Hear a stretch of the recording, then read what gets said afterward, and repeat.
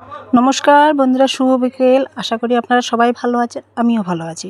আজকে আপনাদের সামনে হাজির করলাম যে জিনিসটি আপনাদের দেখাচ্ছি।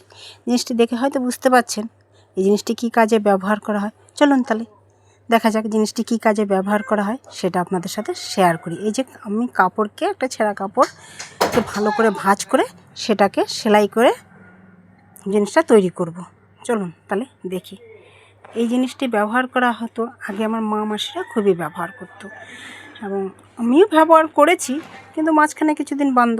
আমরা বাঙালি, আমরা যাই খাই না কেন সারাদিন একবার ভাত না খেলে আমাদের কাছে মনে হয় আমরা কিছুই খাইনি। হয়তো বললাম ভাতের সাথে এই সেলাইয়ের কী সম্পর্ক? হ্যাঁ, এটার সাথেও সম্পর্ক আছে।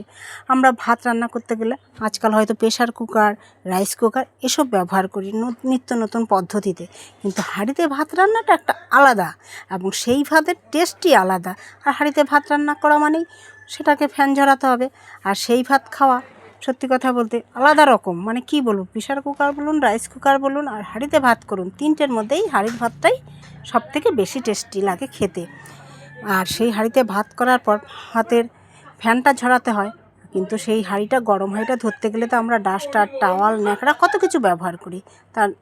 তা সেটা হয়তো অনেক সময় আমাদের সমানভাবে ভাঁজ করে নেওয়া হয় না হাতে, আমরা গরম শেকও খাই। তাই এই জিনিসটি আমরা সেলাই করে নিই। এই যে দেখতে পাচ্ছেন, সেটাকে সমানভাবেই করে সেলাই করে নিয়েছি। কি বন্ধুরা, কেমন লাগছে আমার এই হাঁড়ি ধরার ন্যাকড়াটা? মানে ফ্যান গালার জন্য যে প্যাডটি আমরা আমি তৈরি করেছি, সেটা কেমন লাগছে? যদি ভালো লেগে থাকে একটু কমেন্ট করে জানাবেন। নিত্য নতুন তো আমরা অনেক কিছুই ব্যবহার করি, কিন্তু পুরনো সেই পুরনোই বলে না, পৃথিবী ঘুরে ফিরে সে একই জায়গায় আসে। কেমন লাগলো বন্ধুরা? যদি ভালো লেগে থাকে অবশ্যই একটু